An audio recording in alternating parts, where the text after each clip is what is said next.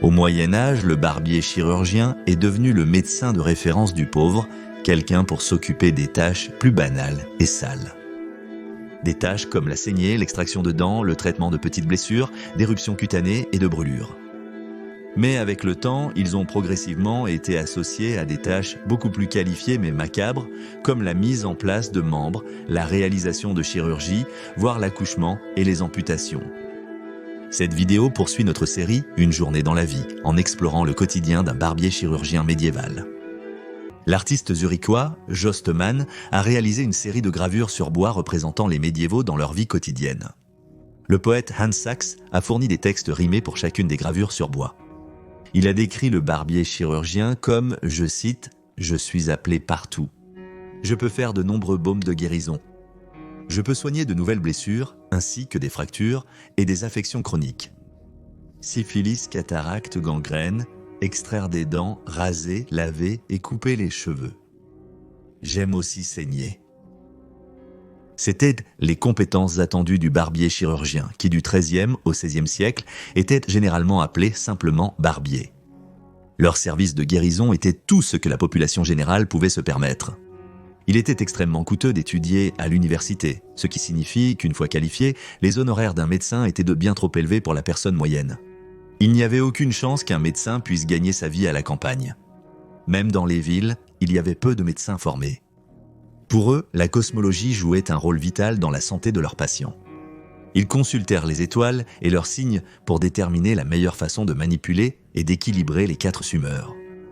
En Europe, ils étaient légalement tenus de connaître la position de la Lune lorsqu'ils faisaient un diagnostic. La théorie des 4 humeurs, qui étaient le sang, la bile noire, la bile jaune et le flegme, remonte à Hippocrate et, pour les médiévaux, était considérée comme la clé d'un corps et d'un esprit sain. Au XIVe siècle, le barbier chirurgien s'occupait de la santé des gens du peuple, de la coupe de leurs cheveux à l'extraction de leurs dents et même à la réalisation d'amputations. Souvent, il n'avait aucune formation formelle. L'Église avait pris le contrôle de tous les aspects de la vie au Moyen-Âge, y compris la médecine. Les barbiers étaient souvent employés par les prêtres et les moines, car leur tête devait être tonsurée, ce qui est la coutume religieuse de raser le sommet de la tête. Ensuite, on demandait souvent aux barbiers de raser la tête des patients qui résidaient dans les monastères et les hôpitaux. Cela était fait avant l'application de lavages ou de cataplasmes qui pouvaient refroidir les fièvres ou extraire les mauvaises humeurs. Comme ils étaient expérimentés dans l'utilisation d'outils tels que les ciseaux et les rasoirs, il ne fallut pas longtemps avant que les barbiers n'aident les moines à effectuer de petites interventions. Ils assistaient aussi lors des saignées, préparèrent des onguents pour les plaies et les ulcères, puis les recouvraient de pansements et de bandages. L'Église catholique, préoccupée par les interventions chirurgicales effectuées par des clercs, a créé des politiques pour l'empêcher. Mais ce n'est qu'en 1215 que le pape Innocent III a publié un document interdisant au clergé d'effectuer toute forme de traitement chirurgical que les choses ont vraiment commencé à changer. Ensuite, le métier que nous associons aujourd'hui à l'hygiène personnelle est devenu une carrière bien plus remarquable. Souvent considérés comme des bouchers glorifiés par les médecins, voici un certain nombre de procédures effectuées régulièrement par les barbiers chirurgiens du Moyen-Âge. Il faut se rappeler que les médiévaux ne comprenaient pas les causes de l'écart de l'infection bactérienne et il n'y avait certainement pas d'anesthésie, bien que le vin fort et la bière, ainsi que les pavots opioïdes, pouvaient aider à engourdir la douleur.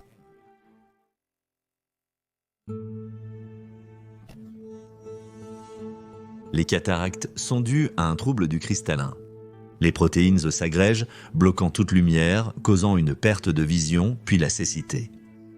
La chirurgie au laser est aujourd'hui utilisée pour corriger le problème et est l'une des interventions les plus fréquentes et délicates chez les personnes âgées. La technique la plus ancienne pour traiter la cataracte, appelée Cushing, date de 2000 avant Jésus-Christ. Les archives montrent que les chirurgiens japonais anciens utilisaient un couteau très fin semblable à une aiguille et un tube en or connu sous le nom de canule. Le cristallin serait coupé et le contenu de la cataracte liquéfiée aspiré hors de l'œil. Au Moyen-Âge, en Europe, les chirurgiens barbiers traitaient les cataractes avec une procédure assez sophistiquée pour l'époque, vu les outils disponibles. Ils pratiquaient l'abaissement en sectionnant le cristallin et en l'enfonçant dans l'œil. Cela signifiait que le patient ne pourrait plus jamais se concentrer, mais la plupart d'entre eux avaient déjà une vision très réduite, donc la moindre vision fonctionnelle était un avantage. Si la procédure échouait, leur vision resterait relativement inchangée, donc il n'y avait rien à perdre. Réparation d'une hernie. Une hernie se produit lorsqu'un organe interne éclate à travers la paroi qui l'entoure. La hernie la plus courante se produit lorsqu'une partie de l'intestin perce une section faible de la paroi de l'estomac, bien qu'elle puisse également se produire dans l'aine et le cerveau ainsi que dans d'autres zones. La chirurgie de l'hernie doit être effectuée rapidement en raison du risque de gangrène et d'infection. Il y a aussi le risque que l'organe puisse mourir à cause d'une circulation sanguine restreinte. Aujourd'hui, une procédure simple remettra l'organe en place et scellera la zone endommagée. Au Moyen-Âge, le barbier chirurgien devait créer assez de tissu cicatriciel pour éviter une nouvelle sortie des intestins. Le patient serait d'abord allongé sur une planche et basculé vers l'arrière pour permettre à l'intestin de retomber dans l'estomac. Ensuite, le barbier chirurgien chaufferait un couteau jusqu'à ce qu'il soit rouge vif, puis le planterait à plusieurs reprises dans l'estomac du patient, si fort que la lame toucherait le bassin. La peau serait maintenant cautérisée, ce qui empêcherait l'intestin de ressortir et préviendrait tout saignement interne. Comme traitement alternatif, la zone en question pourrait être ouverte et de l'acide versé sur la hernie pour créer du tissu cicatriciel. Étonnamment, la chirurgie était très efficace, bien que dangereuse avec le barbier qui poignardait sauvagement autour et espérait le meilleur.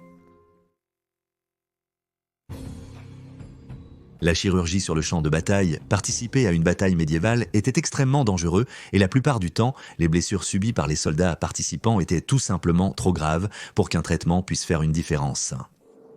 La majorité des blessures au combat étaient dues aux impacts de chevaux, d'armes contondantes comme les masses ou aux perforations par lance, épées, dagues et flèches tirées par arcs longs et arbalètes.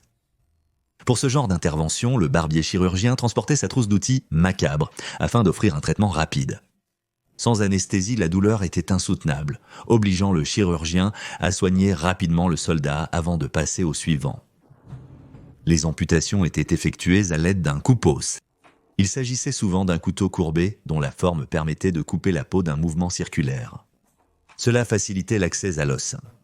Une fois l'os exposé, on utilisait une scie pour retirer le membre endommagé.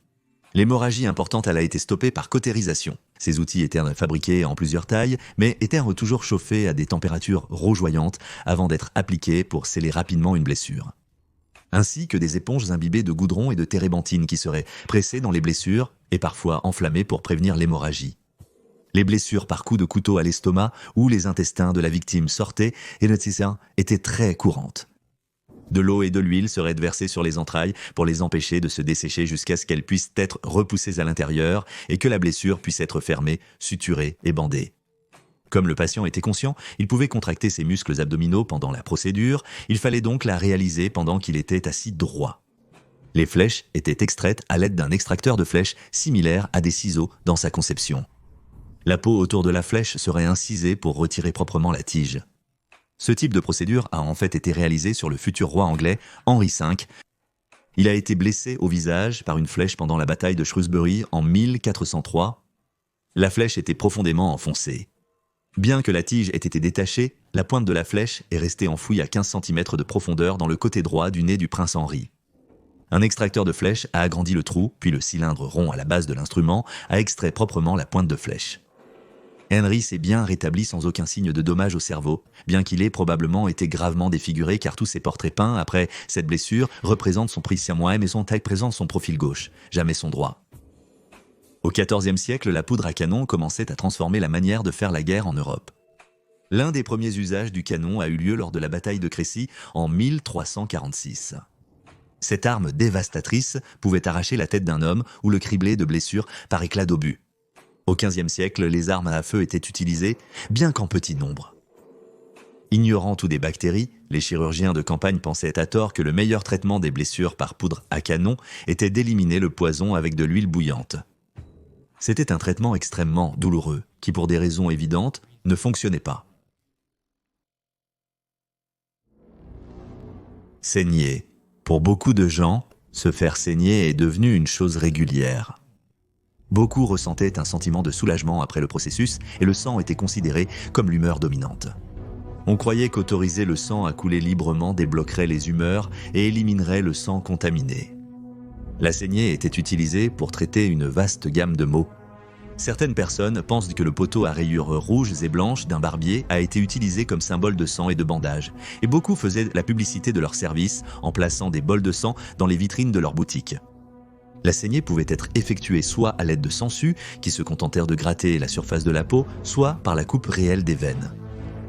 Pour la respiration d'une veine, les plus grosses veines de l'avant-bras ou du cou étaient généralement utilisées et coupées par le barbier chirurgien avec un scalpel ou une lancette. Les artères des tempes étaient parfois percées avec une aiguille tranchante. La trépanation était la pratique consistant à percer un trou dans la tête du patient ou à gratter une partie de leur crâne pour traiter les problèmes neurologiques. On pensait qu'exposer la matière entourant le cerveau et la moelle épinière à l'air extérieur guérirait leur maladie. La suture crânienne était une autre pratique utilisée par les chirurgiens de guerre sur le champ de bataille. Les traumatismes crâniens étaient courants au combat. L'idée était de rapprocher les deux morceaux cassés et de les maintenir fermement liés jusqu'à ce que l'os se répare et se répare lui-même. En plus de couper les cheveux, les chirurgiens barbiers effectuaient d'autres procédures comme le nettoyage des oreilles et, à la fin du Moyen-Âge, l'empesage des barbes. Au Moyen-Âge, les barbiers étaient vus comme des guérisseurs et réalisaient de nombreuses interventions chirurgicales diverses. Avec le temps et l'évolution de la médecine, le chirurgien barbier est rapidement devenu simplement barbier. Bien qu'à Melbourne, en Australie, aussi tard que dans les années 1950, un barbier serait heureux de vous arracher une dent sans aucun anesthésique. Merci d'avoir regardé cet épisode de Folie médiévale. Abonnez-vous si vous aimez ces vidéos. À vendredi pour la prochaine.